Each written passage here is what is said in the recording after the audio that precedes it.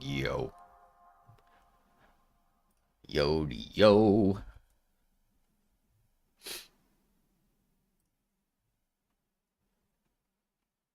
Alright, let's pick up where we left off.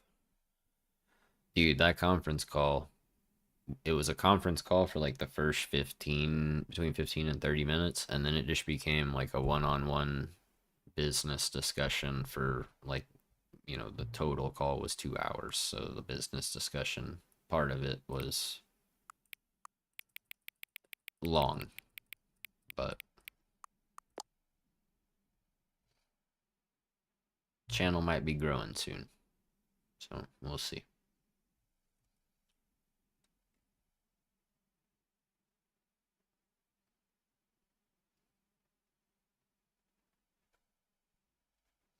What am I hanging on for?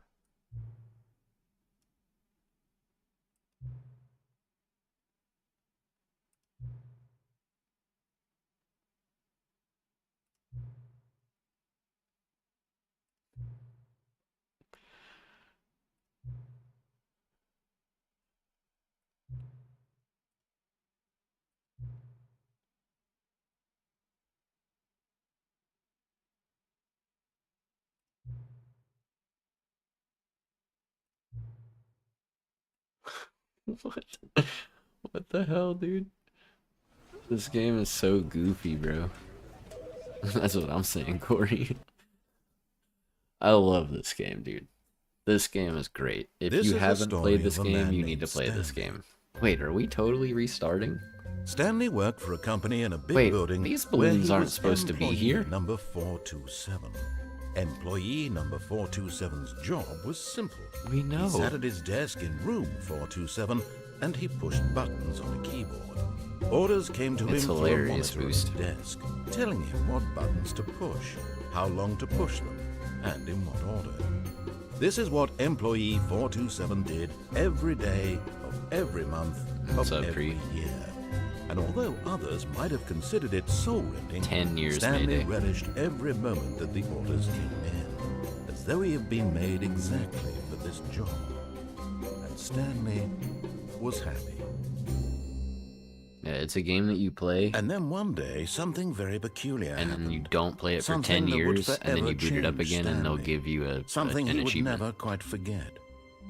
He had been at his desk for nearly an hour when he realized that not one single order had arrived on the monitor for him to follow. You also No get an one had showed achievement. up to give him instructions, call a meeting, or even say hi. Never in all his years at the company had this happened, this complete isolation. Something was very clearly wrong. Shocked, frozen solid, Stanley found himself unable to move for the longest time. But as he came to his wits and regained his senses, No worries, he got up from his Appreciate desk you stopping and by. stepped out of his office. Look at this. Click on door for 435 times. Set all the setters. Complete the game in 4 minutes and 22 seconds. Don't play the Stanley Parable for 10 years. And people have that. And then play it for the entire duration of a Tuesday. Like, just some crazy... Why does this feel so much more sensitive? Oh wait, I know why. There we go. Okay. All of his co-workers were gone. What? Oh, please. Are you really just doing this for the achievement? Click a door 5 times. Is that all that you think an achievement is worth? No. I can't just give these merits away for such little effort. A measly 5 clicks. Now suppose you were to click the door 20 times. I would say that's the kind of effort that warrants recognition.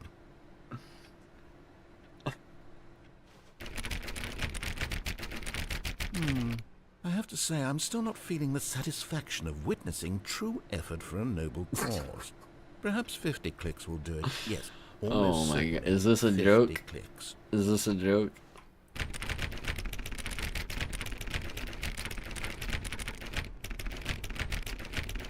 No, I'm still not feeling it.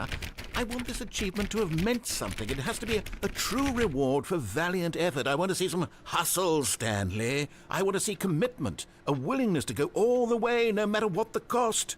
Why don't you go put 20 clicks into door number 417? 20 into 417. Where the heck is 417? 417. Oh, great. Now, go click a few times on door 437. This is funny, dude. Like, I know this. I'm sure this is just wasting my time, but this is funny. Excellent. I think we're getting somewhere. Now, door 415. Let's give it 10 clicks or so. 415 for 10 clicks. Okay, where did 415 go? It's further this way, right? New content. 415. Now, back to door number 437. Back to 437. Right. This is cracking me up, dude. I love this narrator. He's hilarious. Let's see. How about you click on, well, I don't know, the copy machine? The copy machine. Right here? All right, back to room 417. I'm really feeling it now. I think we're getting somewhere. We're getting there, guys. We're really getting there. Okay, now go climb on employee 419's desk. Ow. Yes! This There is we go. great! You're putting it all on the line, Stanley. I like that. All right, let's keep it up. Go give me a few clicks on door 416. 416, huh? Alright. 415. Where's 416? Or is that the point?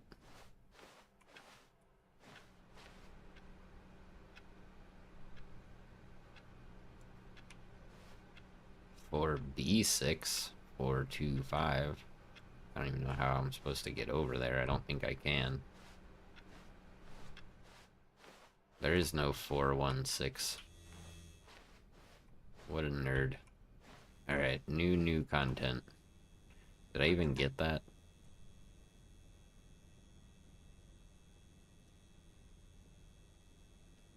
No.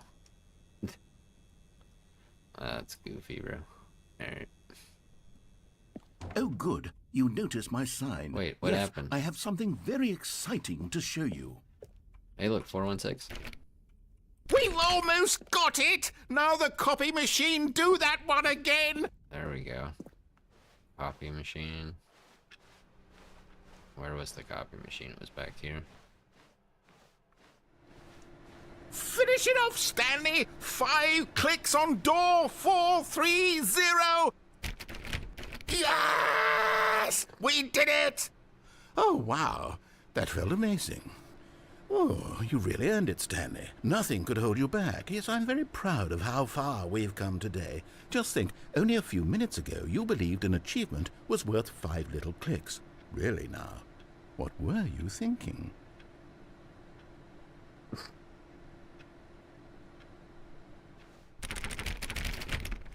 Did you give it to me? You did. Hooray! Get out of here. That was an adventure. 5 clicks on door for 430.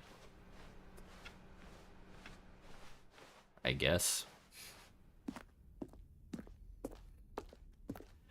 Alright. Let's go check out the new content. The end is never the end is never the end.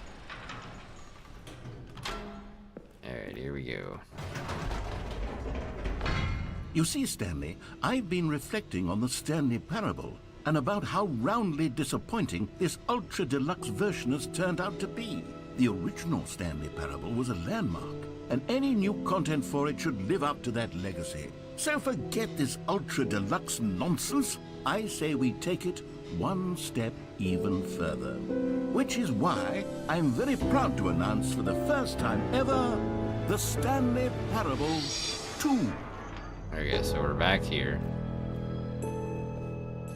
We've looked at all this stuff. Yes, you see, isn't this far superior to a measly yeah. re-release with a few minor additions? Think of all the new territory we'll cover with a fully fledged sequel. An entirely new experience, built from the ground up. Why, there are so many possibilities. from the It could ground go up. in There so it is many again. different directions. Blech. This is what fans have truly been asking for. Now, to be clear, I haven't quite nailed down what exactly the Stanley Parable 2 is going to be, but let's take a look at some of the features I've been developing for it. I figure that if I can loosely organize a handful of interesting concepts, that surely the game will sort of naturally spring up around them. Here we are. Go on, try out some of the new features. A common complaint of the Stanley Parable was that it was confusing and paradoxical, that it engendered a chaotic sense of reckless despair in those who played it. Well, I'm happy to say that after much consideration, I've engineered a clever solution to this fundamental problem with the game. It's the Stanley Parable Reassurance Bucket. You see, Stanley, anytime you're holding the bucket, the a Halo sense music. of calm and ease will fill your mind and your heart. It's true. As long as you hold on to the bucket, the many disorienting contradictions of the Stanley Parable will feel perfectly normal and perhaps even comforting. You may even come to long for the gentle embrace of jarring cognitive dissonance while the bucket is in your arms. And to be honest, it's a much more convenient solution for me than actually redesigning the game to be less uncomfortable. Can you imagine what a pain in the ass that would be? Yes, the bucket is the perfect solution. Come on, give it a try.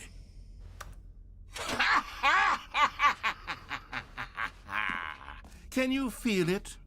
The glow of comfort, even in the face of crushing despair, must already be sweeping through your body. And in fact, can I say that I do believe the bucket lends you an air of charisma as well?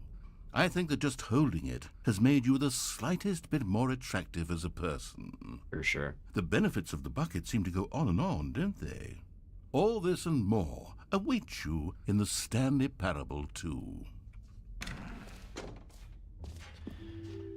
Alright. Does anyone give out awards for most enjoyable bucket in a video game? That really should be an award if it isn't already. We already did the name. We have not done the new jump circle. Calling it the Stanley Parable 2 is just so much catchier than Ultra Deluxe, don't you think? Ultra Deluxe? What does it even mean? But the Stanley Parable 2, now that's an artistic statement right there. It's future-oriented. It screams progress and innovation and long-term franchising potential. Oh, look. I only have one jump You know remaining what, because I Stanley? used all I of them in actually the other think one. the jump circle was a pretty good idea. I'd like to hang on to that for the sequel. I think I used all of them except one in the jump circle earlier. That's funny. Free, new, and easy achievement. Wait, didn't I already do this? Oh, wait, yeah, I did, and it doesn't work. It's... yeah. Alright, collectibles. Can you find them? Can you find them? Can you find them? The end is never the end, is never the end. Collectibles.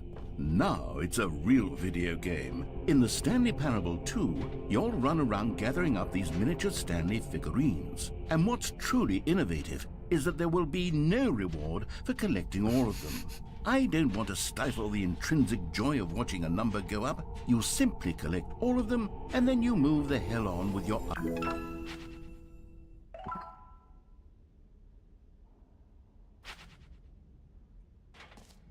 Just cut you off, bro. God, it really is the worst when you collect everything in a video game and then they give you a big fancy reward for it. Absolutely tragic.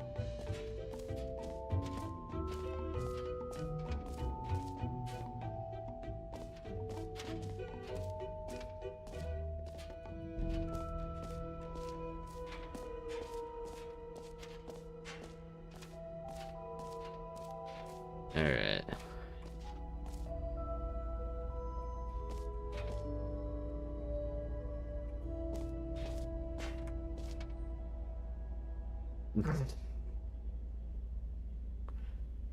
Infinite hole chart. Hole, depth, space, more hole, infinity, science, more, falling, question marks.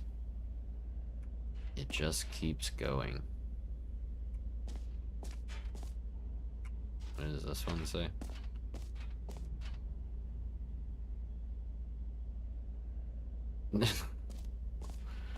Alright, here we go. Stanley, here's an idea that I'm truly fond of. It's never been done before in a video game. This is, in fact, a hole that you can fall down forever. That's right. Infinite falling. You can fall until the end of time, if you like. A stunning leap forward for video games as a medium.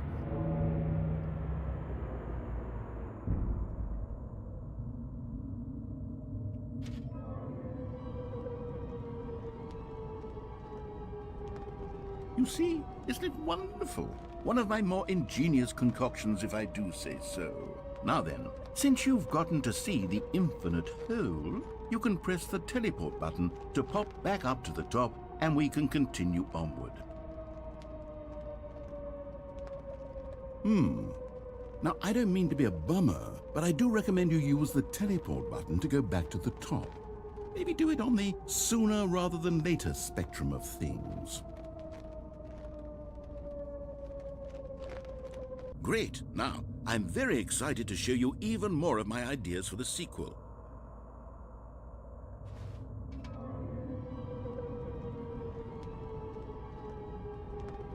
Okay, and I guess we're back in the hole now. Did you really need to see it again? I don't know what else there is to say, Stanley. It's an infinite hole.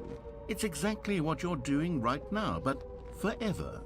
There really are so many other fascinating exhibits that I prepared for you. I really spent quite a lot of time on all this, and I would very much like to show you some more of them. How about we go ahead and press that teleport button again so we can get back to what's really important about... Oh, goodness. Well, this is rather embarrassing, Stanley. I'll be honest with you. I truly did not believe that anyone would actually stay in the hole long enough to hit the bottom. Yes, I know, I told you the hole was infinite, but come on. Who actually wants to fall forever? The hole was plenty deep. It was more than deep enough, in my opinion. Maybe it's you who likes falling too much. Maybe you're the problem. Look, things got a little heated there. I think we both said some things we didn't mean. Why don't we just put all this behind us and agree to just call the hole mostly infinite? If that works for you, then go ahead and press the teleport button to warp up to the top of the hole and we can move on. I'll just be up here when you're ready. Oh, for heaven... You see, I was right. The problem is you. The problem is that you like holes too much. Not normal. A normal person would have said, yep, that's an infinite hole right there, goes on forever till the end of time. Don't need to see it all, but not you. Oh, no, no, no, no. You have a weird sort of... Oh. Did the hole seem even shorter to you this time? I couldn't help but feel like you spent a little less time in there than you did before. I mean, admittedly, I didn't make an infinite hole, but I didn't think it was that not infinite.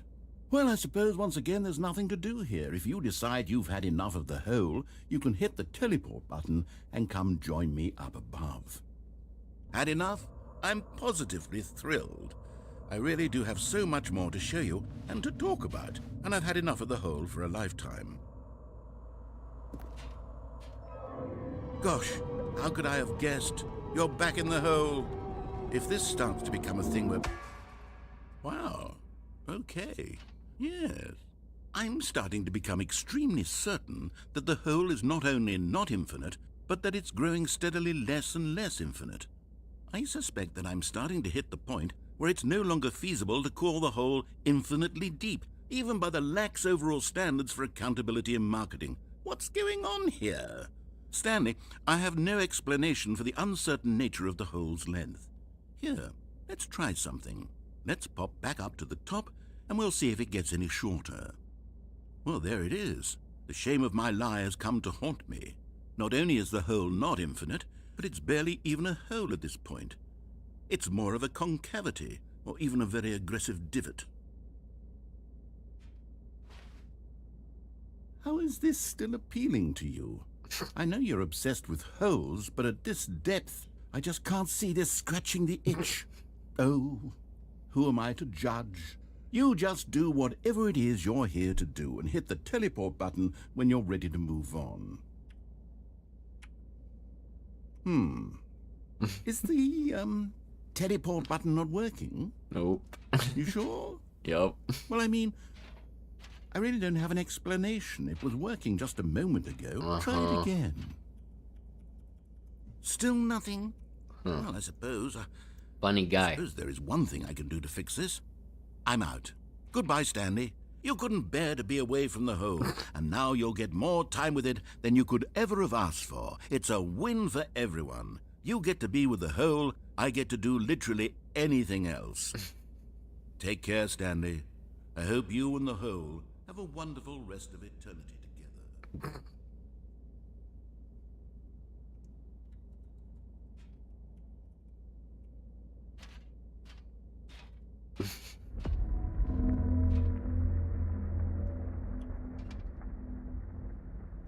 What is happening?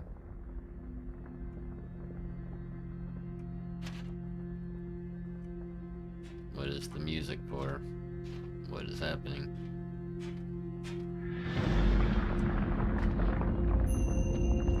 Oh, the hole's getting deeper again. Alright, cool. Do we get to reset it by going all the way down?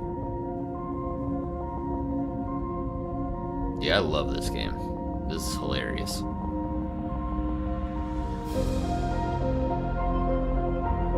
I have my reassurance bucket.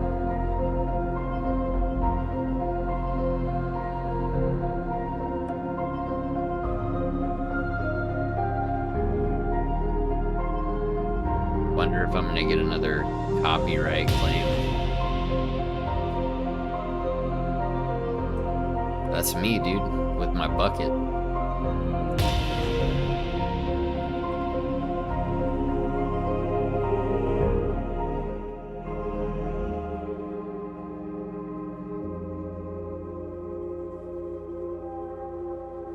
Or hopefully the game volume's not quite so loud now.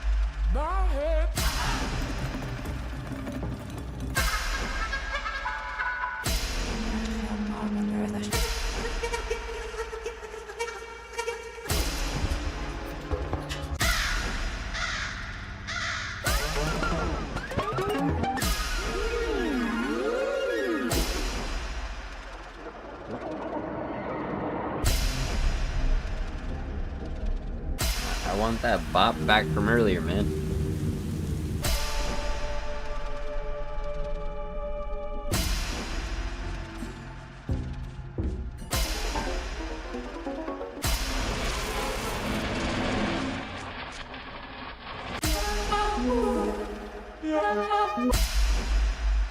My head's strong.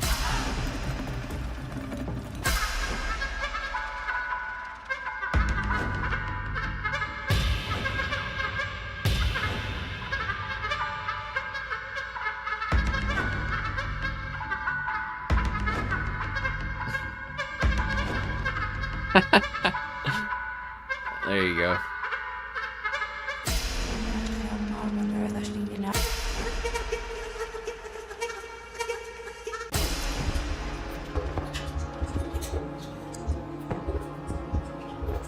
Change myself.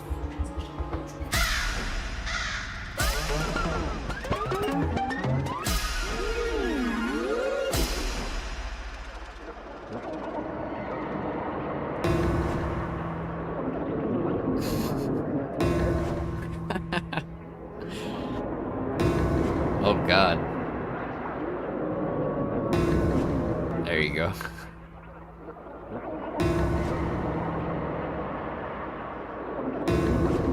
Whoop. Oh gosh. Help. There we go.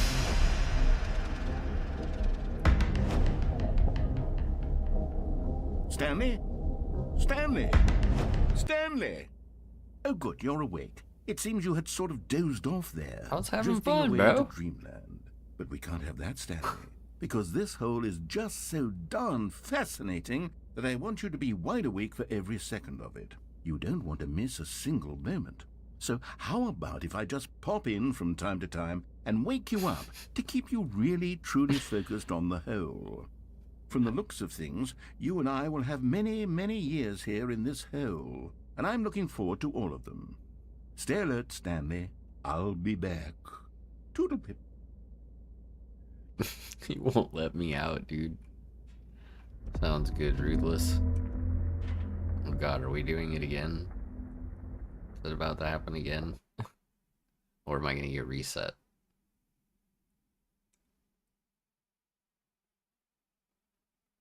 Okay, not totally reset. Here we are. But you can't Go jump on. outside Try of out the some circle. new features. So like where it said the jump circle, you can only jump inside the circle that's on the floor. You can't just jump wherever you want. What's up, Marley? Alright. For the Stanley Parable I already 2, did this I one, asked but- myself, what do players really want? And of course, the first and most obvious answer is that they want True, to be but it doesn't work in individually there. recognized and validated as... Sorry, I should have clarified. Right now, the button only says the name Jim. But of course, in the final game, this button will say your name, whatever name that is. Here, let's have you role-play as Jim to really simulate the full experience of this feature. Just play along. I promise you'll love it. Okay, here we go. Let's take a deep breath, clear your mind, forget whoever you are, and simply become a person named Jim. Jim. Whoa, hold on. I wasn't finished setting up the backstory. If you don't properly roleplay as Jim, then you'll never understand the impact of this button. Otherwise, it's just a stupid button that says somebody else's name. Okay, we're doing it again, and this time let me finish first. Now, allow yourself to become Jim. Imagine yourself driving to work as Jim, playing frisbee on the weekends as Jim, staying up all night for a popcorn and horror movie sleepover as Jim, developing a crippling substance addiction as Jim, rediscovering yourself through fringe religious groups as Jim, and finally dying a slow death at an old age, surrounded by members of your cult as Jim. Do you feel it in your soul? Are you really, that's truly such Jim a different right story now? than what he told the If first so, time. then please step forward and press the button. Jim. Yes, you see? What a thrill, what a rush. That was you. The button described you. Do it again, do it again. Jim. Ooh, it hits even harder the second time. If this were the only new feature in the Stanley Parable 2, it would still be worth the money. Let's take a break from the Jim button. I'm too emotionally drained from all of this personal value. Whoa there, cowboy. Sometimes a person can be too much Jim. I'm putting the Jim button away. Otherwise, soon you'll start to lose all sense of who you actually are. Jim.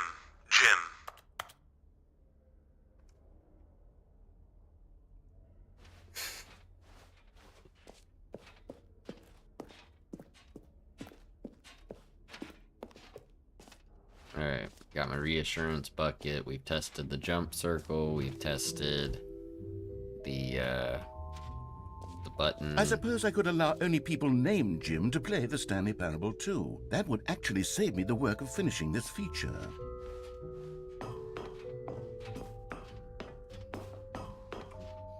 Let's see. I don't think we've been up here yet, have we?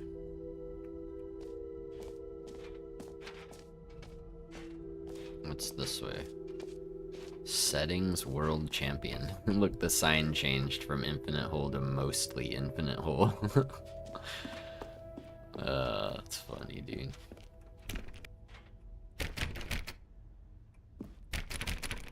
Hello.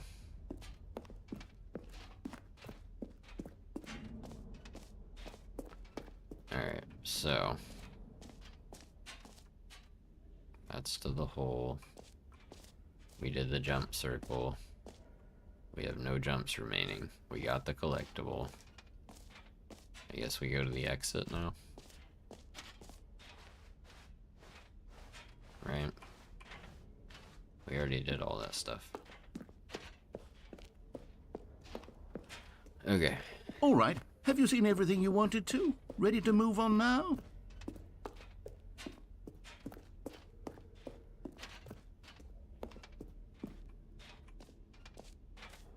So, Stanley, what do you think? Do you like all of the new features? Yes, I know it's not exactly clear yet how exactly these features will come together as one single coherent video game, but I can feel it in my soul. It's going to work. There's definitely a good game in there somewhere. Say, let's do an experiment. I'll arrange these new features together, and we'll see whether or not it coheres into a meaningful gameplay experience. Okay, are you ready? Here it is. I give you the Stanley Parable 2.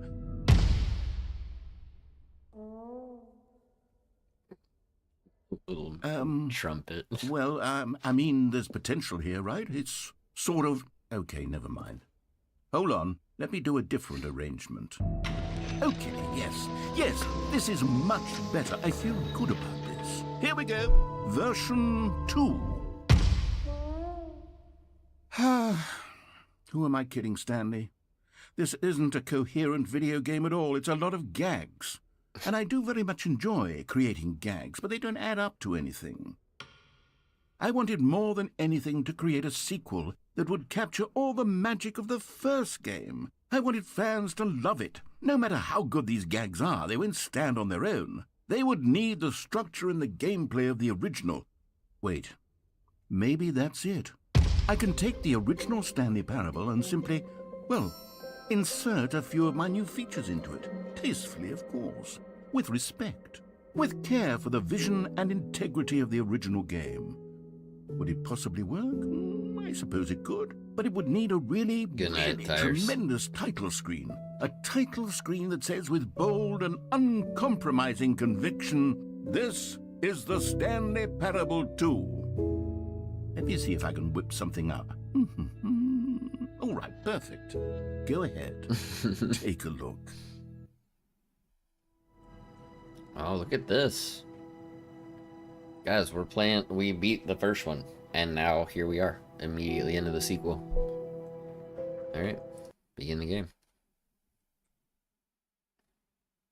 This is the story of a man named Jesus, Stanley. bro. Stanley worked for a company in a building where he was You got me, employee dude. number You got me that time. 427. Employee number 427's job was simple. He sat at his desk in room 427 and he pushed buttons on a keyboard. Orders came to him through a monitor on his desk, telling him what buttons to push, how long to push them, and in what order. This is what employee 427 did every day of every month of every year. And although others might have considered it soul-lifting, Stanley relished every moment that the orders came in, as though he had been made exactly for this job. And Stanley was happy. And then one day, something very peculiar happened. Something that would forever change Stanley. Something he would never quite forget. He had been at his desk for nearly an hour when he realized that not one single order had arrived on the monitor for him to follow. No one had showed up to give him instructions, call a meeting, or even say hi. Never in all his years at the company had this happened, this complete isolation. Something was very clearly wrong. Shocked, frozen solid, Stanley found himself unable to move for the longest time. But as he came to his wits and regained his senses, he got up from his desk and stepped out of his office. All of his co-workers were gone. What could it mean? Stanley decided to go to the meeting room. Perhaps he had simply missed a memo.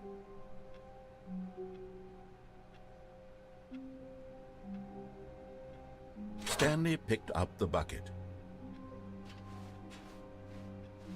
Stanley pressed the bucket upon every little thing in the office. Nothing responded to the bucket's touch, but it did little to discourage Stanley's belief in the magic of the bucket. Stanley clutched the bucket tightly to his chest and entered the door on his left. Why would I go left though, bro? You blocked off my freaking broom closet. I'm salty about it. I had fun in there. And yet, here you are, being a turd old geezer.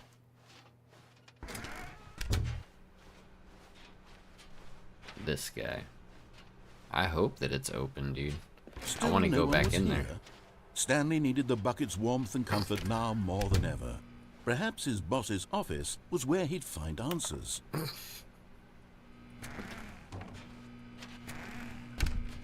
Oh, Stanley, can you feel it? The broom closet. It wants the bucket. You can feel that, can't you? The aura of jealousy. It's as clear as day. This broom closet believes it deserves the bucket. I can really feel it now. It's a bucket. It belongs in a broom closet. That's what the broom closet is trying to say here. It's supposed to go with the other cleaning supplies. Good for you, Stanley.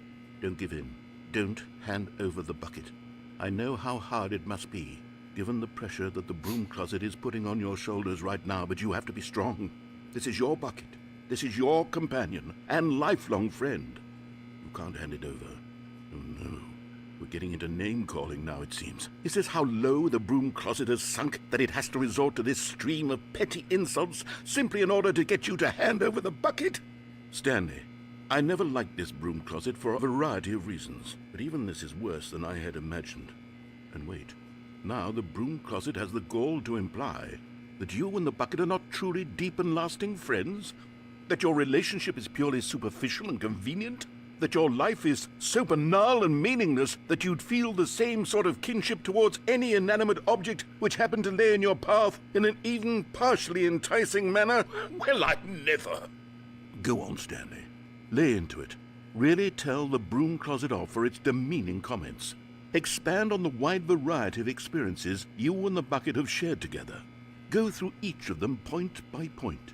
Share your journal entries detailing the rich emotional landscape of your feelings for the bucket as they have changed and evolved over the years. Let him have it.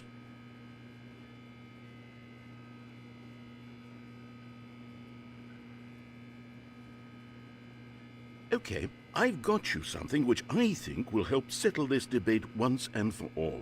Here we go. There. Now it's settled. No more debate, no more discussion. Thank you. Take a hike, broom closet, with all your meandering philosophical diatribes about the nature of cleaning supplies and their relationship to broom closets in the natural order of things.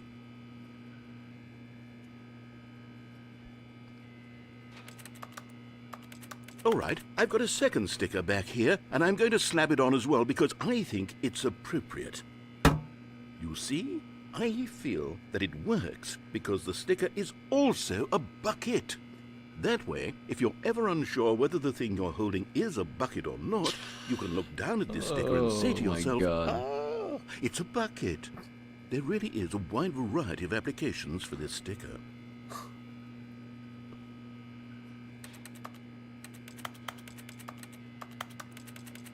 You know what? I could take the name-calling and the dismissal of your kinship with the bucket, but now the broom closet is just giving us the silent treatment. And to be honest, I'm sick of the pettiness on display. You can stay here all you like, but I've had it with this impetulant room of cleaning supplies. Easily the most childish such room I've ever been in. I'll see you outside, and we can get on with the story about you and your bucket.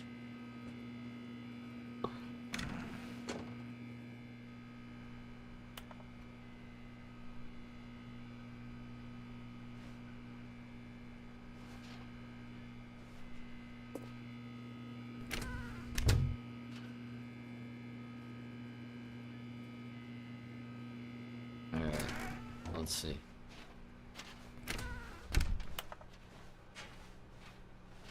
Coming to a staircase, Stanley and the bucket walked upstairs to the boss's office. Dang it.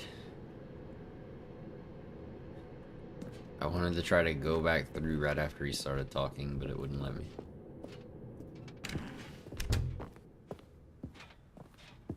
Stepping into his manager's office, Stanley was once again stunned to discover not an indication of any human life. Crushed by the weight of this revelation, Stanley may have broken down into an emotional dumpster fire if not for the soothing presence of the bucket. Even now, in his darkest of hours, did the bucket's warmth and guiding light pierce the dark clouds of confusion and chaos. It would be with him always. The bucket would. But Stanley guessed the correct code by sheer luck. Thanks, Corey. Was it that the bucket knew I knew it all was along? those four numbers. Was I just the couldn't remember bucket the order. guiding him? Yes, this is certainly the most logical explanation. Thank you, Bucket, for guiding me. Ooh, look. You found one of them. One of the miniature Stanley figurines. Remember, Let's no go. reward for collecting all of these, only the intrinsic pleasure of a job well done. Well, thank you. you. Can't buy that sort of happiness, Stanley. God knows I've tried. Thank so, you. I implore you to savor each and every moment you come across one of these beautiful figurines. I'm savoring it, bro. That was beautiful. Thank you. The sense of achievement up here. Yep, 2-6. Let's go. Alright, here we go. Should I mess with him with the elevator The elevator again? raced downward, plummeting towards an unknown fate. It would be all Stanley could do to keep himself together, if not for the bucket. Soothing him, comforting him, reassuring that in this darkest moment of uncertainty, he would be all right. The bucket is here for you, Stanley. Everything will be fine.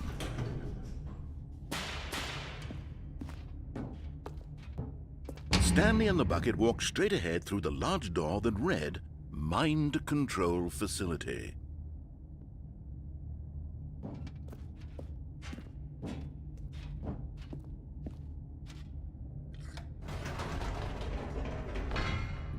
Wait, Stanley said to the bucket. Can we go back up? When I was pressing those keypad buttons, there was something very intriguing about the number 3. I want to go back so I can try pressing the number 3 again. The bucket said nothing.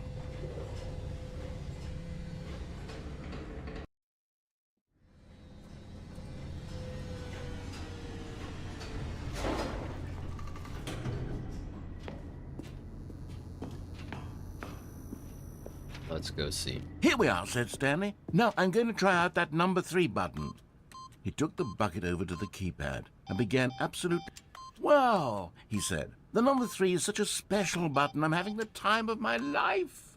Stanley looked expectantly at the bucket, but the bucket remained silent. This was a shock to Stanley, who had always felt such a connection with the bucket. How was this not as exciting to the bucket as it was to him? Once Stanley had had enough of the number 3, he got back in the elevator.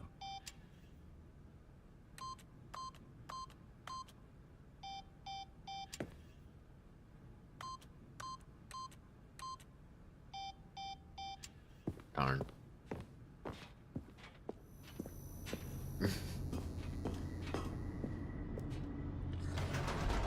Perhaps the bucket had missed something. Perhaps it had not seen how much joy Stanley got from slamming the number 3 repeatedly. A hint of regret nagged in the back of Stanley's mind. Stanley and the bucket walked straight ahead through the large door that read, Mind Control Facility.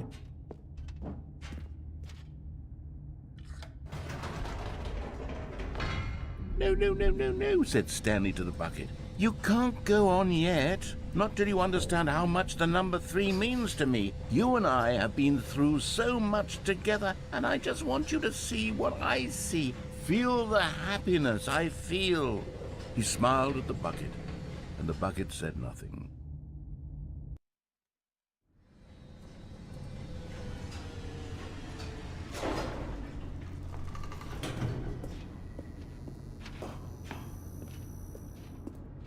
Here we go, said Stanley. This time I'll really show you. He ran to the number 3 and began to wail on it like a musician on a beloved instrument, weaving a concerto of truth and passion.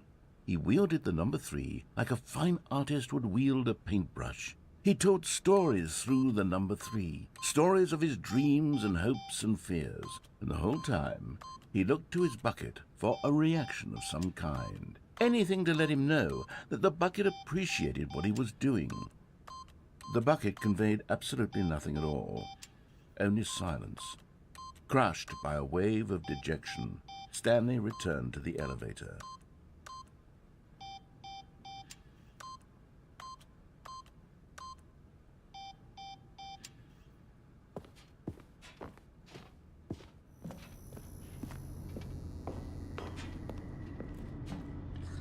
Stanley and the bucket were so close. They'd always been there for one another. Why suddenly could the bucket not connect with this passion of Stanley's? The question caused Stanley to ruminate the whole way down the elevator. He knew that there must be a way to get through to the bucket, to communicate fully with his dear friend. Surely there was a solution, mustn't there be?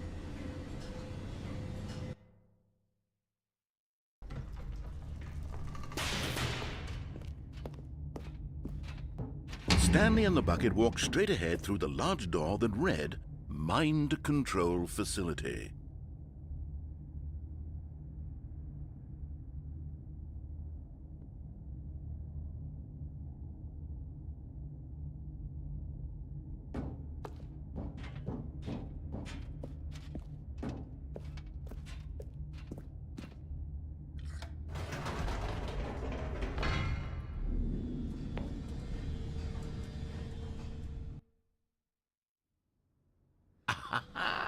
Said Stanley. I know what to do. I know how to fully express this feeling in my heart. He decided right then and there that he would hold a press conference where he would speak to the public on all matters relating to pressing the number 3 over and over. He would elaborate fully on what the number 3 meant to him and why he felt so alive when pressing it. Then the bucket would be able to see his joy through the eyes of others. It would get to see the world react to this discovery of Stanley's. and it would be through the public eye that the bucket would finally understand Stanley's work. For months, he advertised and marketed his press conference, building excitement around it, developing and rehearsing it, until it couldn't be refined a single measure further. When the big day arrived, Stanley was as prepared as he'd ever been for anything in his life.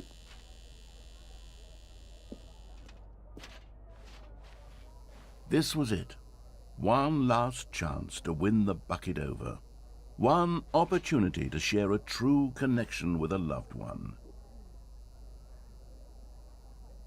Remember, dude, remember when we were here last time? How it told me to break a leg twice and stuff, and now everything is the number 3? What's up, Zokon? Dude, this game is hilarious. I'll probably go live on Forza after I'm done playing this. Like, I'll end this stream and I'll just start up another one. Because today's going to be probably the last day I get to stream this week until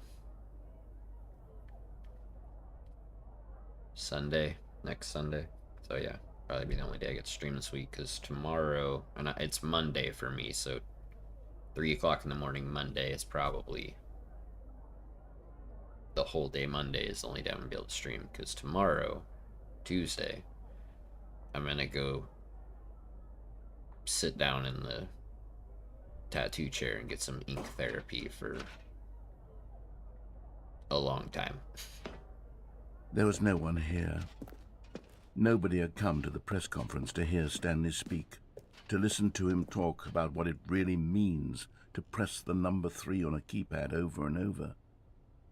He was unloved, uninteresting, he was a failure, and in that moment Stanley knew that the bucket would never again take him seriously. There would be no connection, no deeper understanding.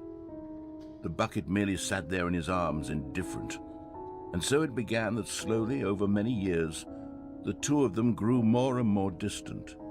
They spoke less and less, neither wishing to state the obvious, that any sense of real respect between them had eroded since that day at the press conference. There would be no more games, no more long conversations about passion and pursuit, only a silence that consumed the space between friends. And Stanley, having for once in his life discovered the warmth and comfort of true companionship, was cast back into the unremarkable normalcy of loneliness. Jeez. It's dark. Yeah, Zokon, I'm getting this sleeve done.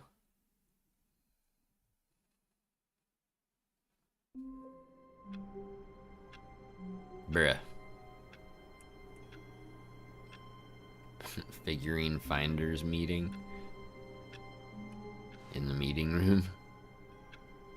Recommendations from the Oversight Committee. A short history of the what does that say? I can't read that one. What is this? Can't really read those. Alright.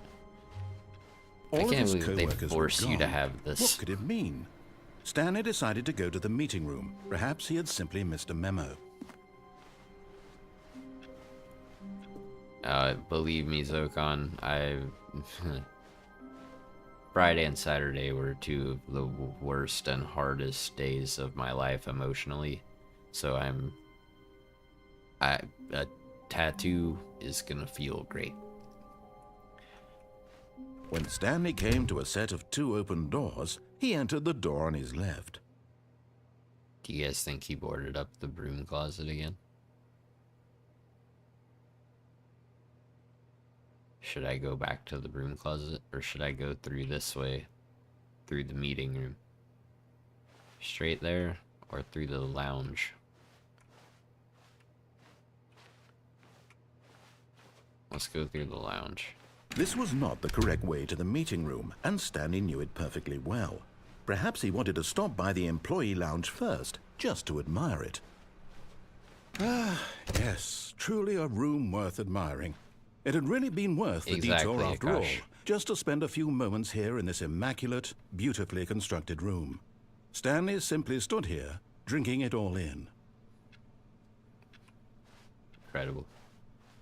But eager to get back to business, Stanley took the first open door on his left.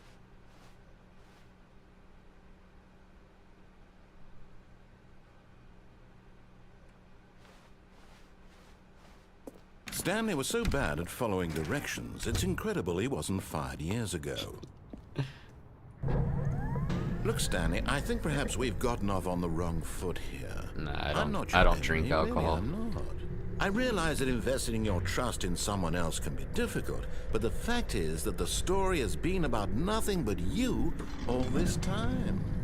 There's someone you've been neglecting, Stanley. Someone you've forgotten about.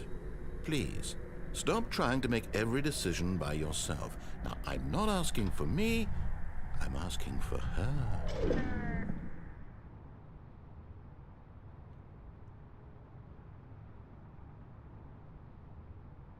I've tried to be This drinking is from it, the vending Stanley. machines, but it's Your not been chance to working. redeem yourself. To put Is your it just work that one, aside. like over there? To let her back into your life. She's been waiting. No, I don't want to do that. I just want you to take me back. Alright, dude, fine. But in his eagerness to prove that he is in control of the story and no one gets to tell him what to do, Stanley leapt from the platform and plunged to his death. Good job, Stanley. Everyone thinks you are very powerful. Good. I'm glad. As long as you and I both know who's operating this thing here, Mr. All of his Narrator. co-workers were gone. What could it mean? Stanley decided to go to the meeting room. Perhaps he had... Stanley lifted the bucket into his arms, and a wave of comfort rushed over him. That's so funny, dude. Stanley clutched the bucket tightly to his chest. This was not the correct way to the meeting room, but Stanley had felt the bucket calling to him, telling him that the employee lounge was simply the place to be. And here it was. Had the bucket turned out to be correct? No, never mind. The bucket was wrong. Stanley took the door on his left to go back to the meeting room. No, Said the bucket. don't go to the meeting room. Go somewhere else. The cargo lift, yes. Go there. Go to the cargo lift. Good, Said the bucket. now ride the lift all the way to the top. There's something up there I need you to do. Stanley did not question why or how this bucket was speaking to him. It should have alarmed him, of course, because buckets can't talk. But Stanley chose not to think about this obvious fact. He was firmly convinced that the bucket had spoken to him, and he unthinkingly did whatever the bucket asked. Alright. Try me, bro.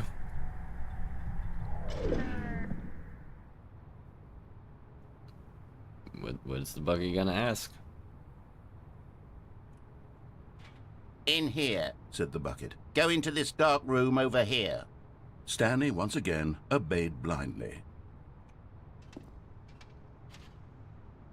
But Stanley feared that any path he walked might lead to the separation of himself and the bucket, his dearest friend. So he threw himself to his death, that they might die in one another's arms. How deeply touching. It's funny, dude. God, no. All of his co-workers were gone. What could it mean? Stanley decided to go to the meeting room. Perhaps he had simply missed a memo.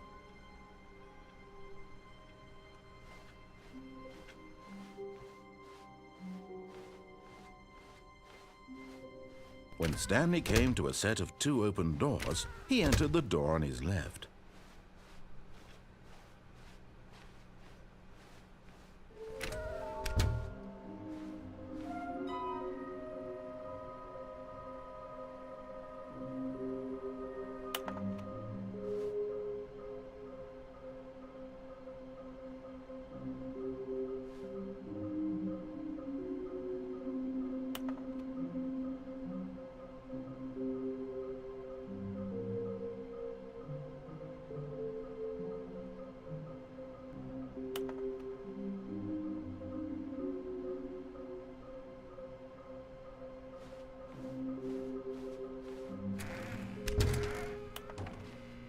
Stanley stepped into the broom closet, but there was nothing here, so he turned around and got back on track.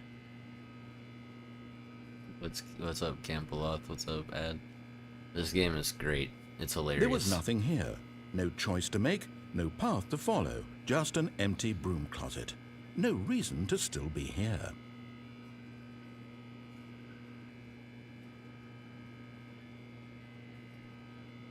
It was baffling that Stanley was still just sitting in the broom closet.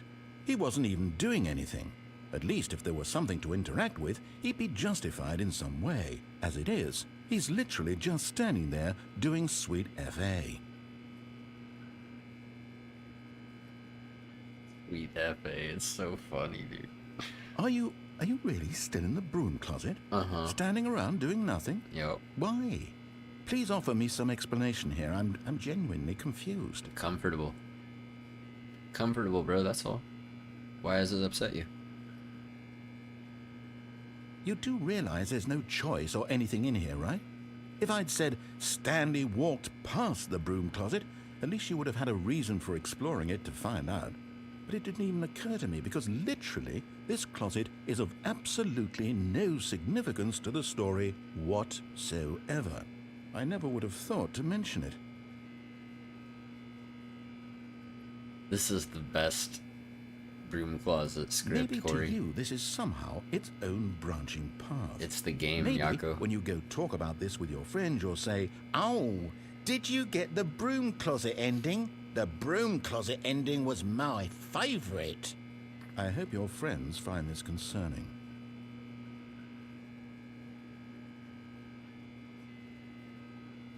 Stanley was fat and ugly and really stupid. He probably only got the job because of a family connection. That's how stupid he is. That or with drug money. Also, Stanley is addicted to drugs and hookers. Yep. You got me, dude. Well, I've come to a very definite conclusion about what's going on right now. You're dead. You got to this broom closet, explored it a bit, and were just about to leave because there's nothing here, when a physical malady of some sort shut down your central nervous system and you collapsed on the keyboard. Well, in a situation like this, the responsible thing is to alert someone nearby so as to ensure that your body is taken care of before it begins to decompose. Hello? Anyone who happens to be nearby? The person at this computer is dead. They have fallen prey to any number of your countless human physiological vulnerabilities. It's indicative of the long-term sustainability of your species. Please remove their corpse from the area and instruct another human to take their place, making sure they understand basic first-person video game mechanics and filling them in on the history of narrative tropes in video gaming, so that the irony and insightful commentary of this game is not lost on them.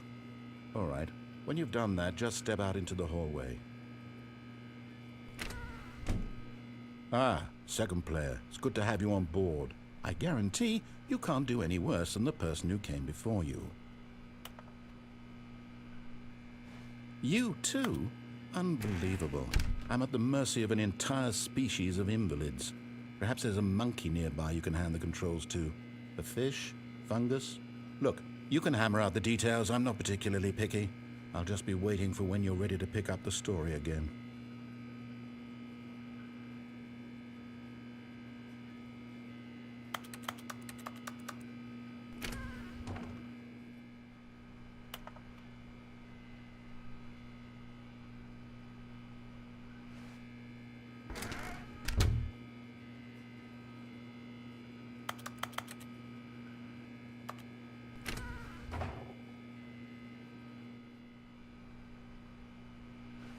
Everything, or if I stay in here longer, will he say more? Does anybody know?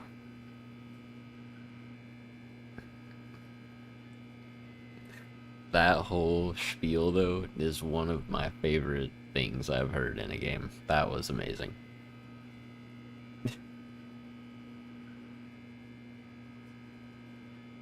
You think he said all he has to say? Yeah, that's... I love the broom closet. It's Coming so to a good. staircase, Stanley walked upstairs to his boss's office. Oh yeah, there's a mini Stanley under the stairs down here, isn't there? another miniature Stanley figurine. There's, What? you know, there really must be a snappier name for these things. What about mini-stands? Stanley figs? What about Stanlerines? Ooh, Yes, I think I like that. Stanlerines. Another Stanlerine under your belt. Nice. That's got a ring to it, bro. Good job. Came up with a good name. Wait, that thing said a place that's red and also But Stanley blue. just couldn't do it. Yeah. He considered the possibility of facing God, his are boss, we going into this admitting he infinite had loop left his again? post during work hours. He might be fired for that. And in such a competitive economy, why had he taken that risk? All because he believed everyone had vanished. His boss would think he was crazy. And then something occurred to Stanley. Maybe, he thought to himself, maybe I am crazy.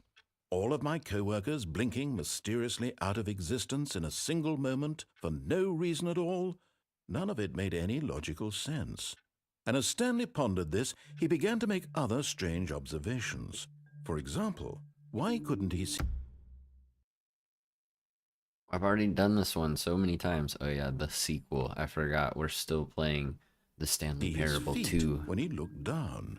Why did doors close automatically behind him wherever he went? Yeah, I've done this And for one that twice matter, already. These rooms were starting to look pretty familiar. I was Were they maybe simply thought maybe repeating? something different would No, happen this Stanley time, said to but himself, this is all too strange. it's This just can't the be same- real. And same at thing last, every time. he came to the conclusion that had been on the tip of his tongue. He just hadn't found the words for it. I'm dreaming, he yelled. This is all a dream. Oh, what a relief Stanley felt to have finally found an answer, an explanation. His co-workers weren't actually gone. He wasn't going to lose his job. He wasn't crazy after all. And he thought to himself, I suppose I'll wake up soon. I'll have to go back to my boring real-life job pushing buttons. I may as well enjoy this while I'm still lucid. So, he imagined himself flying and began to gently float above the ground. Then he imagined himself soaring through space on a magical starfield, and it too appeared. It was so much fun, and Stanley marveled that he had still not woken up. How was he remaining so lucid? And then perhaps the strangest question of them all entered Stanley's head. One he was amazed he hadn't asked himself sooner. Why is there a voice in my head dictating everything that I'm doing and thinking? Now the voice was describing itself being considered by Stanley, who found it particularly strange. I'm dreaming about a voice describing me, thinking about how it's describing my thoughts, he thought. And while he thought it all very odd and wondered if this voice spoke to all people in their dreams, the truth was that, of course, this was not a dream. How could it be? Was Stanley simply deceiving himself, believing that if he's asleep, he doesn't have to take responsibility for himself? Stanley is as awake right now as he's ever been in his life. Now, hearing the voice speak these words was quite a shock to Stanley. After all, he knew for certain, beyond a doubt, that this was in fact a dream. Did the voice not see him float and make the magical stars just a moment ago? How else would the voice explain all that? This voice was a part of himself too. Surely, if he could just... He would prove it. He would prove that he was in control, that this was a dream. So he closed his eyes gently, and he invited himself to wake up. He felt the cool weight of the blanket on his skin, the press of the mattress on his back, the fresh air of a world outside this one. Let me wake up, he thought to himself.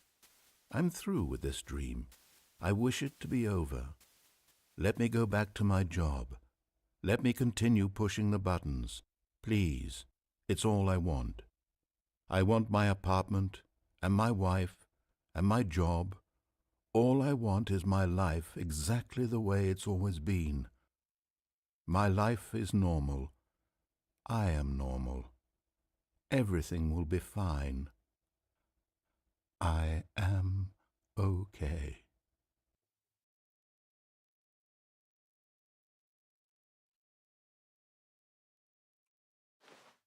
Stanley began screaming.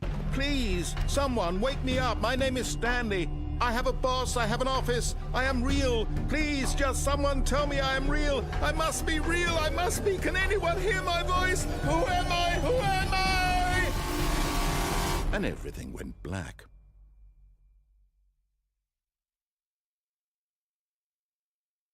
This is the story of a woman named Mariella. Mariella woke up on a day like any other. She arose, got dressed, gathered her belongings, and walked to her place of work.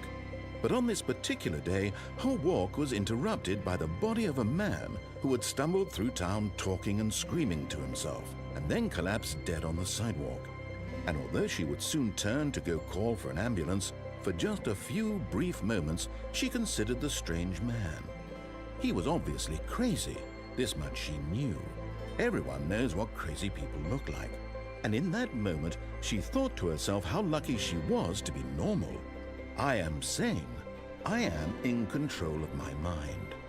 I know what is real Corey? and what isn't. We need the skip button It was back. comforting to think this, and in a certain way, seeing this man made her feel better.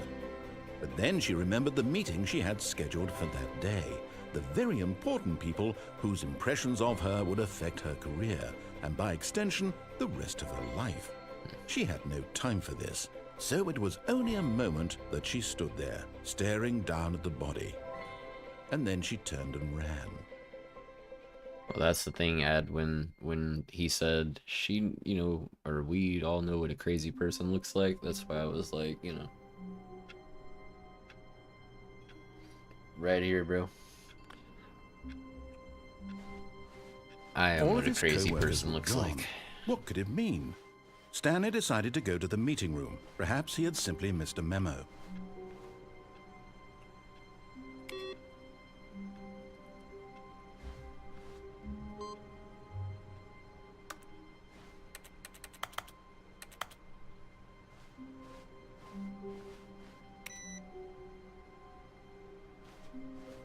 You gotta take the bucket or no bucket.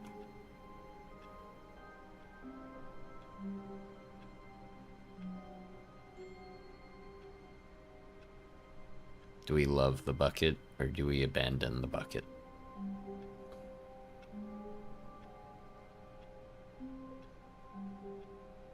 Skip the bucket. Alright. Wait. Corey says skip it, and the two of you guys say take it. But Corey's been kind of on point with what to do so far.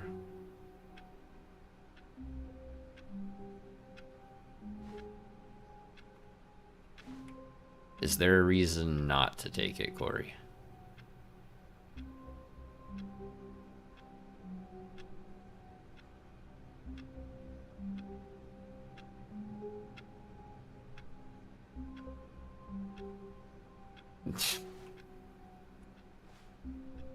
Okay. The confusion and the chaos all seemed to melt away as Stanley embraced the God, bucket. here we are again. This bucket's the love of my life, guys. In case you were wondering. Stanley clutched the bucket tightly to his chest Yep. and entered the door on his left.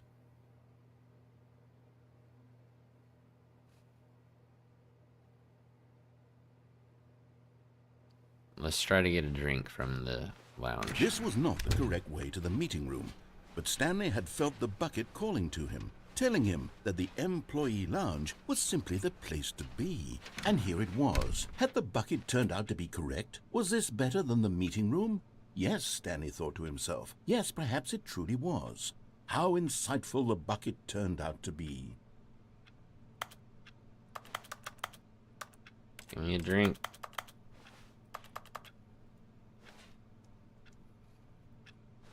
Truly, being here with the bucket was a grand adventure. Stanley reflected on all they'd been through together. First, walking through the door on the right, then walking to the lounge, then arriving at the lounge. What a thrilling journey the bucket had inspired. Alright, thanks, Ad. Have a good stream, dude. Take care. Perhaps this was where the bucket felt most truly at home, here in the employee lounge.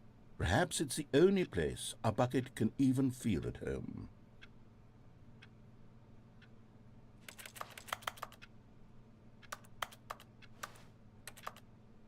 Stanley decided to just give the bucket absolutely as much time as it needed to be in the lounge. Clearly, the bucket and the employee lounge shared a special connection.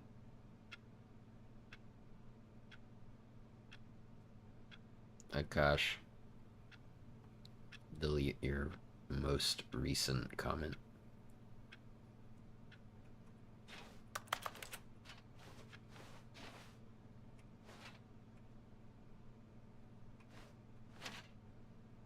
Thank you. But finally, the bucket was done being in the lounge, and they took the first open door on their left to get... And so the two of them detoured through the maintenance section and walked straight ahead to the opposite door. We already did this one.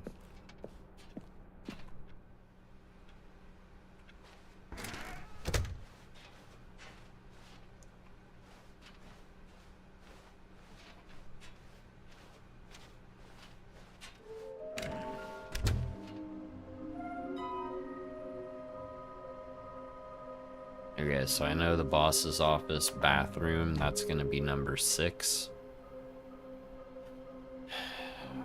Somewhere both red and blue. I don't know where that's gonna be, and I don't know... I'm trying to think of where a large room with lots of boxes would be that's like... You know what I'm saying? But I know the boss's office bathroom is definitely number 6.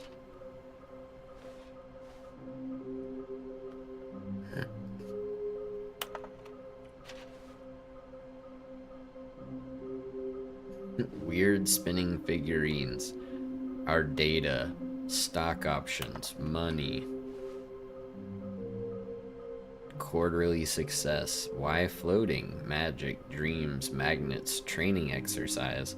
On... What does that say?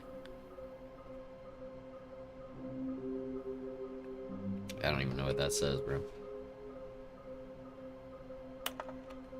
What we know, what we don't know yet, what we forgot, bonus stuff. Can we sell them? Obviously. More money if sold together. Potential liability. Bro, this game is funny. Maybe we are the collectibles. To whom it may concern, I managed to pick up sounds unusual to our regular office ambiances or local audio sources using an array of cardioid microphones, also known as directional mics. A microphone which picks up sound from a particular area. Analysis of the recordings allowed me to triangulate the source of the strange noise. Data shows that, in all likelihood, it's coming from a dark area behind a very warm place. I also picked up what looks to be reverberance off a porcelain surface. Anyone have any leads on this? So yeah, I know that one. Now, the warm place, dark area behind a very warm place, I'm having a trouble thinking about, but obviously the porcelain one is the same as number 6 over there on the board. We need more planks. More clues. Okay, so A, B, there's one off to the right, I guess. One in the bathroom, like I said. Next to a fireplace.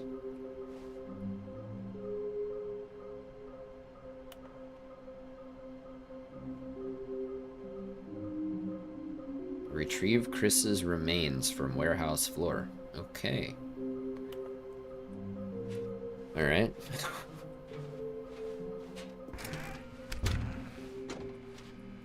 Stanley, we must move on from this broom closet, simply because I have no remaining stickers. If I did, you can guarantee we'd be in here for hours. But alas, no stickers.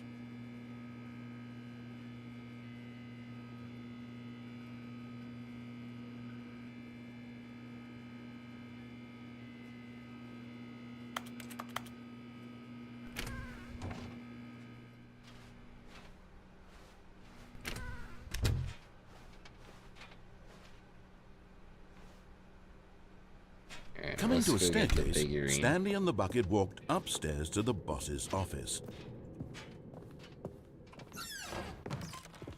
Okay, I'm going back to the name of these little Stanley figurines, and now I'm torn between Stanlerines and Figlies. What do you think, Stanley? What name better encapsulates the intrinsic sense of happiness that you get from seeing a small number in the corner of your screen go up by 1? Let me sit on it. I'm sure it will come to me.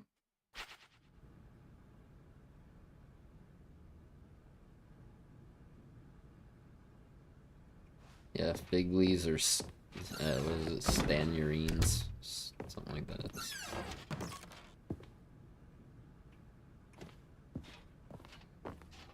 Alright, so we know this doesn't do anything or go anywhere.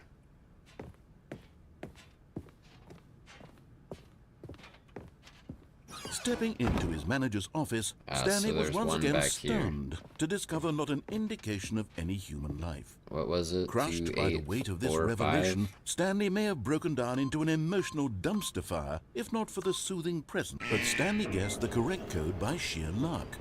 Was it that the bucket knew all along? Was the bucket guiding him?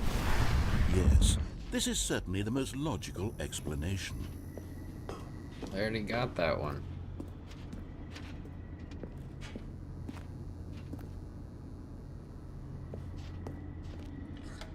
Alright, so where are the last 2?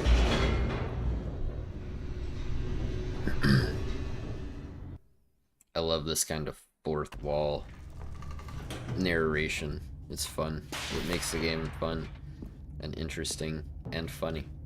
Stanley and the bucket walked straight ahead through the large door that read, Mind Control Facility. Alright, I'll go in there this time.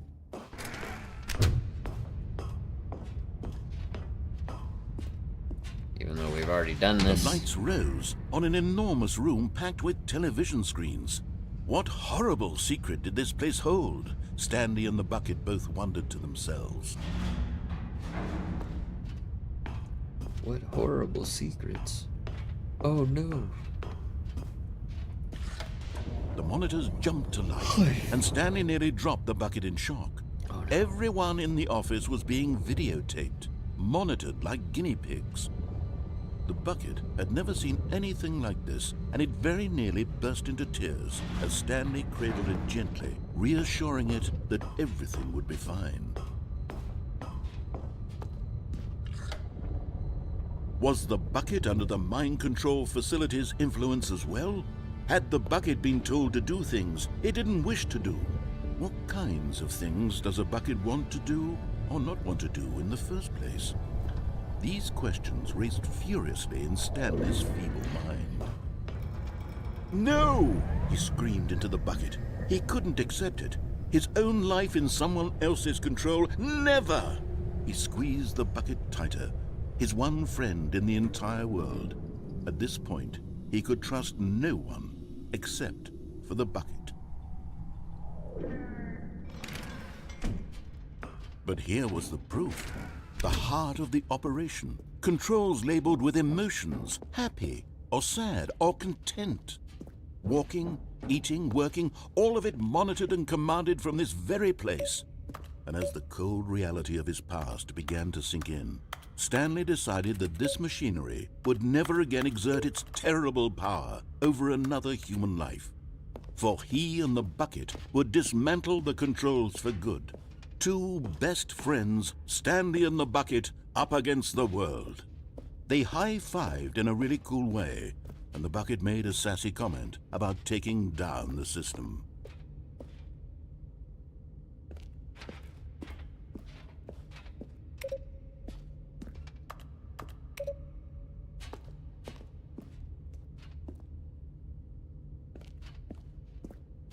Alright, so I guess we have to go back in here again.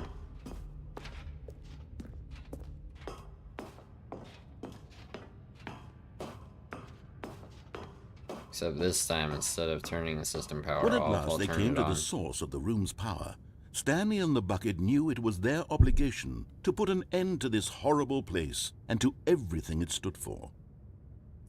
But at the last second, the bucket jumped in and pressed the button to turn on the controls. Stanley gasped in horror. Had this been the bucket's plan all along? To take over the machine and claim the power for itself? How could the bucket have betrayed him like this? Stanley was prepared to throw the bucket away in disgust when suddenly an image appeared upon the enormous screen. Birds. Silly, silly birds. The control buttons became active again.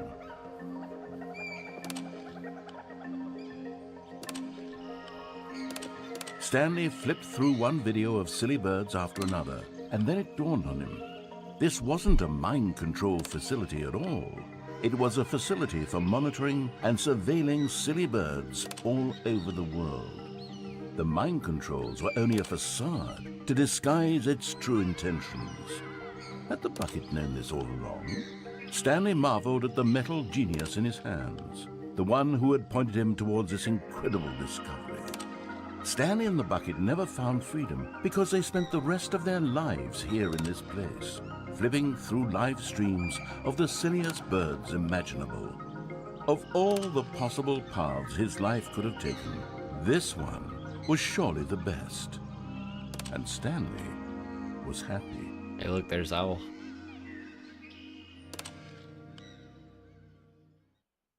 Oh, I wasn't done yet. Oh my god. I can't wait to tell this story to my co-workers, Stanley thought. How amusing they'll find it. Oh, won't we all just laugh and laugh at the time I thought everyone had... Warmth spread through Stanley's arms. With the bucket in his arms again, he was home. Stanley clutched the bucket tightly to his chest and entered the door on his left.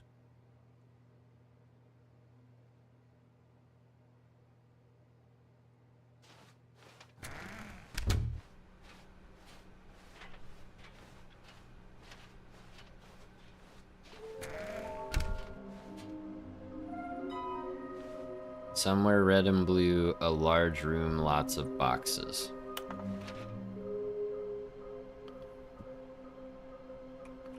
Red and blue, large boxes.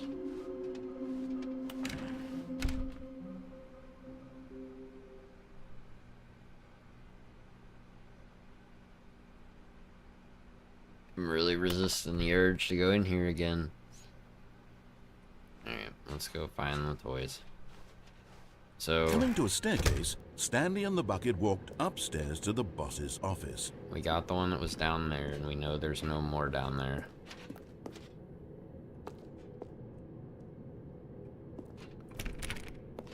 Yeah, I'll check that. We already got that one. We checked in here, there's nothing in there. Okay, and then it's Stepping into his manager's 2845. office, Stanley was once again stunned to discover not an indication of any human life. Crushed, but Stanley guessed the correct code by sheer luck. Was it that the bucket knew all along? Was the bucket guiding him? Yes, this is certainly the most logical explanation.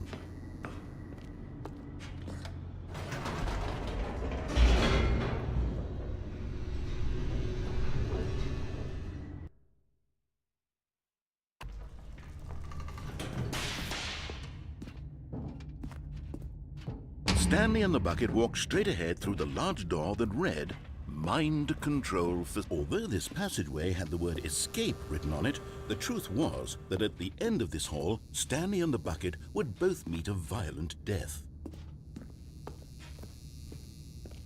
The door behind them was not shut. Stanley and the bucket still had every opportunity to turn around and get back on track. At this point, Stanley and the bucket were knowingly walking forward into a very painful death for each of them. Sounds good, bro.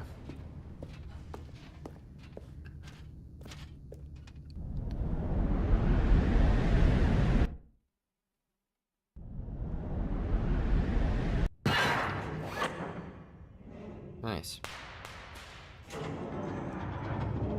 Yay. Time to get crushed. As the machine whirred into motion and Stanley and the bucket inched closer to their demise, Stanley reflected on how meaningless the bucket's warmth and comfort had turned out to be. To be sure, it puts the mind and the soul at ease to embrace the bucket, but what use is a sense of ease when you're about to be crushed to death? This is what Stanley thought to himself, and he sort of kicked himself for wasting so much time carrying a bucket everywhere. Farewell, Stanley.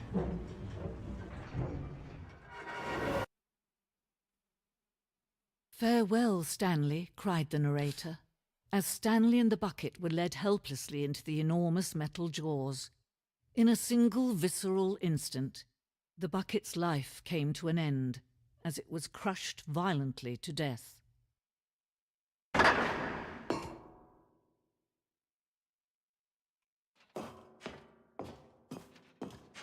It was a shame, the death of such a magnificent bucket. It's true that all buckets are radiant in their own way, but this one stood above the rest. It was a glorious bucket to behold.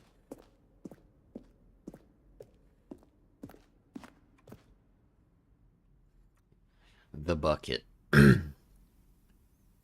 You are standing at the precipice of knowledge. Much like a bucket itself, the human mind is frequently empty within, a cavernous void. But through use of the exhibit in front of you, the mind becomes full and enriched and substantiated. Knowledge of the bucket and its history is the only true knowledge we really have. Will you take what you learn here out with you into the world? Will you accept with an open mind what may be challenging about the information in this exhibit? Will you change the lives of yourself and your loved ones as a result of this exhibit? Or will you turn a blind eye and continue to live as you were in ignorance and darkness? It's deep, bro. Alright, let's check it out. Can you see how arrogant it was for Stanley to take a bucket like this and to claim it for his own? Can you see the hubris that blinded him? Can you see that the bucket is far more noble than Stanley will ever be in his short life? In case you guys can't read this, it's, you know, more goofiness, of course.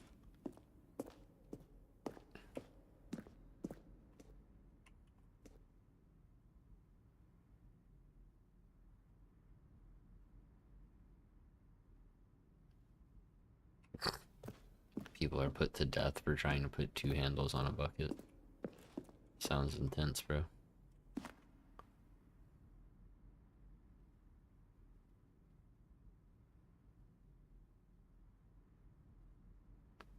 Billions died, but no one can control a bucket.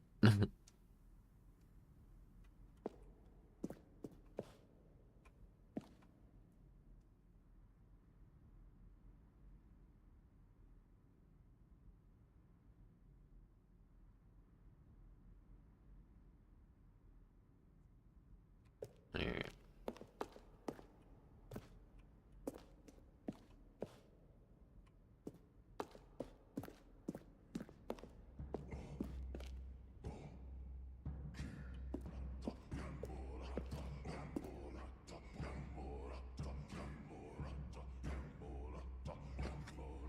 While we know that buckets predate the existence of mankind, we do not know by how long, bro.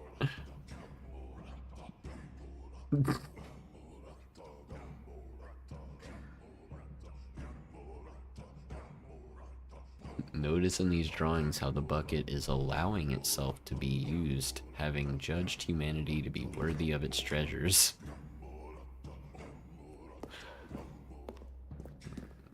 No man can own a bucket, and certainly not a bucket as dazzling to behold as this one. It is man who should kneel before the bucket.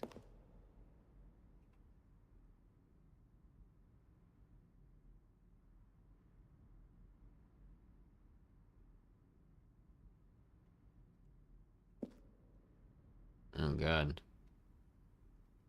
I guess they want me to like walk off to my death or what? Oh, I can walk on thin air? Give me my bucket. But there is something we can do. Something we can do together, you and I, that will right this terrible wrong. What's that? Let Stanley die. Let him be crushed by the machine. Don't reset the game. Don't give him another opportunity to run off with another beautiful bucket. We can save the world's buckets from their treatment as tools and implements if only we let Stanley die together. The bucket shall take its place as ruler, as leader, as commander of a new world, a new vision. Nice.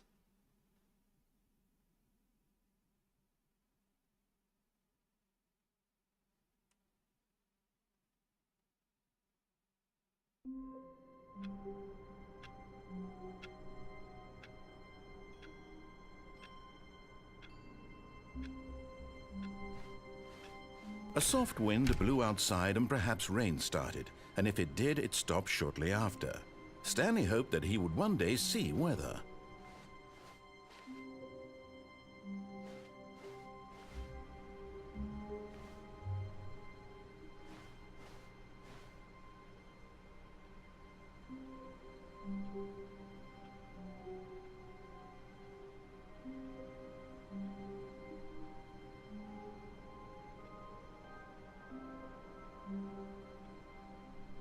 Bucket liveries in Forza.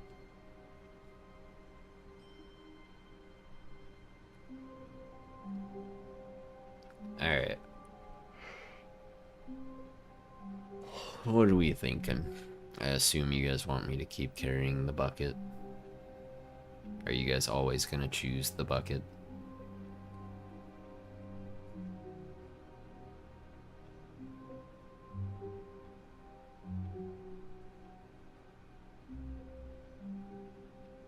No bucket this time. Bucket for life. Take the bucket and throw it in the endless hole. I think I took the bucket with me in the endless hole last time, and we cycled through all of the we cycled through like all the realities and different viewpoints and all that stuff. It was crazy. I just don't know which way to go, bro. When Stanley came to a set of 2 open doors, he entered the door on his left. This was not the correct way to the meeting room, and Stanley knew it perfectly well. Perhaps he wanted to stop by the employee lounge first, just to admire it.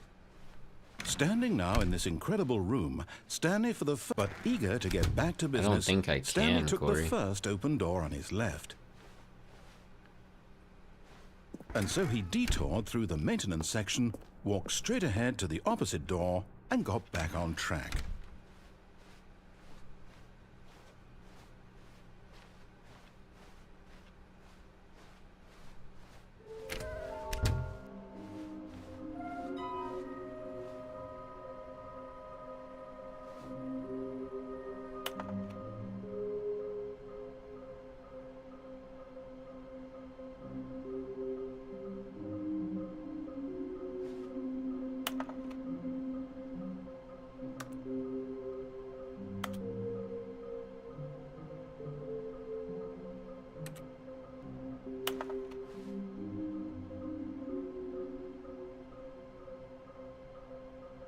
Follow clues provided by employee 416.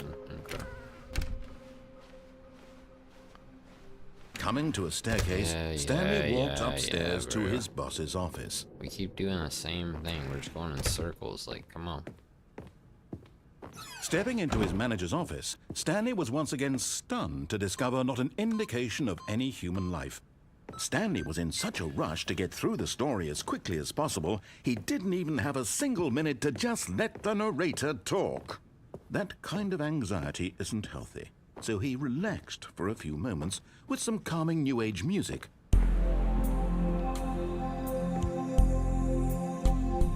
Come on, you nerd.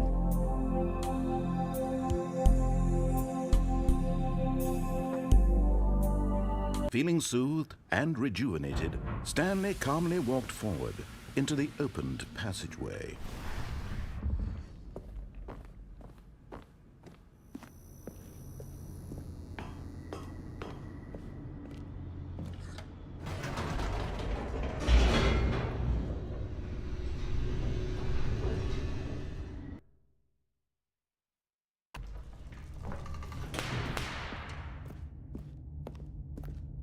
Stanley walked straight ahead through the large door that read Mind Control Facility.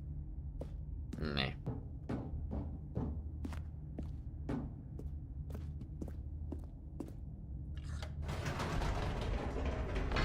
Whoops. Nope. Never mind. Stanley actually Alright, got Corey. back into the Have a good elevator night, dude. and went back up. Thanks for Silly hanging out. me. Why did Stanley do that when he knew that it would just lead back to his boss's office? Well, that's a great question. I just can't wait to find out.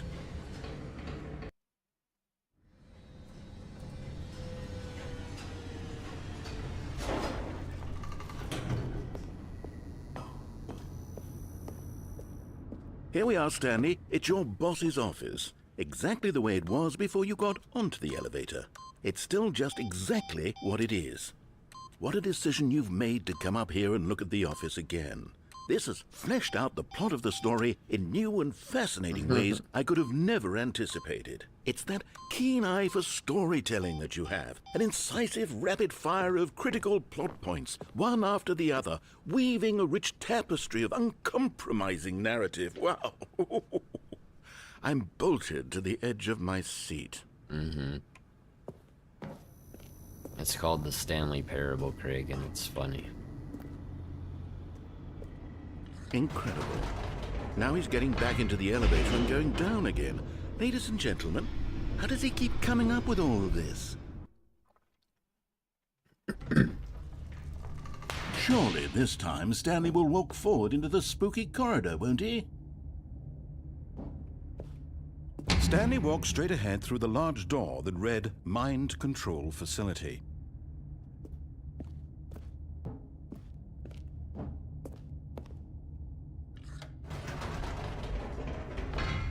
Did you think we were going to go forward down the spooky corridor? No. It's time once again to go back up in the elevator. I can't even begin to grapple with what might be up there. Is it the boss's office again? Or what if it's the boss's office this time? The suspense is killing me.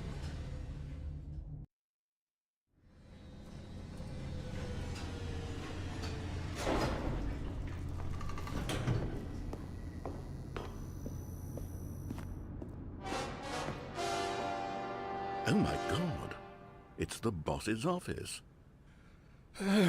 This absolutely changes everything for me. Give me a time out here for a minute while I process this.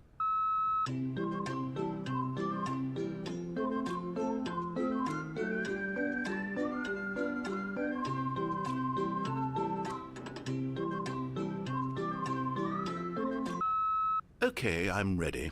I'm prepared to embrace this stunning revelation and to move forward with... No! No, wait! No! I need more time to process.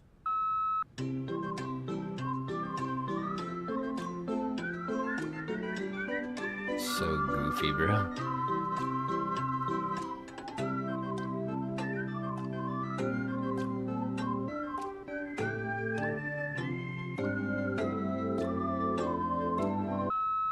All right.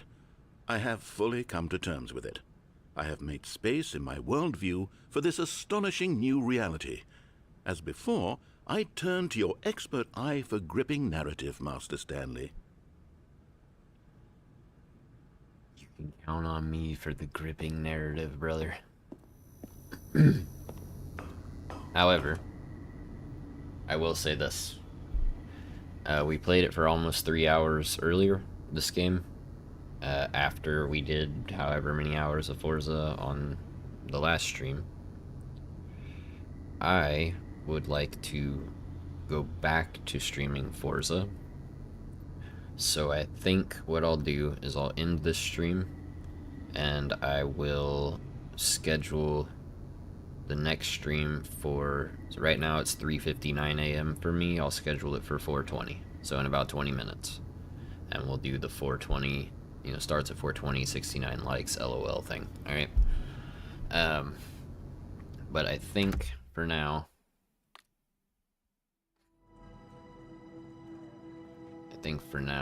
we will we'll back out to here. And